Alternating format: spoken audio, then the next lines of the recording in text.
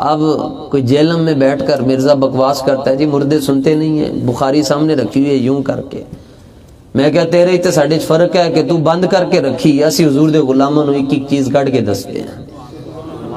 تے تیرے سامنے بیٹھن والے انتہائی درجے دے بے وقوف اور بے ادب لوگ ہیں، اور اسی خود جنہاں دے غلاماں ساڈے سامنے جڑے بندے وہ بھی نبی دے تگڑے شیر بیٹھ گئے. ہمارا دین کسی کا محتاج نہیں. لوگ کہتے ہیں جی انہوں سن دے بڑن لوگ کیا، تو میں کیا ابو جہل نوں تھوڑا سن دے سن. حق کو دیکھو، حق کلا بھی ہوئے نا جی، صرف 72 بندے سن جی کربلا دے اندر، 20,000 سامنے سی، سارے نے پگڑیاں بھی بنیاں سن، سارے نے داڑیاں بھی رکھیاں سن، لیکن حق ادھر نہیں سی. حق ادھر سی جدھر سیدہ زہرا دا بیٹا کھڑا سی. ہیں جی یہاں پر کوانٹٹی کو نہیں دیکھا جاتا، کوالٹی کو دیکھا جاتا ہے.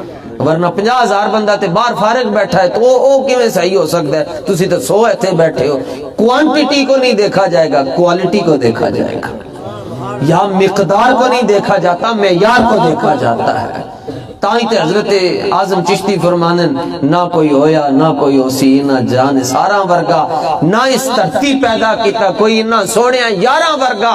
اعظم میں تینوں شان صدیق دی کی دساں، اکو یارے پر ہزاراں ورگا.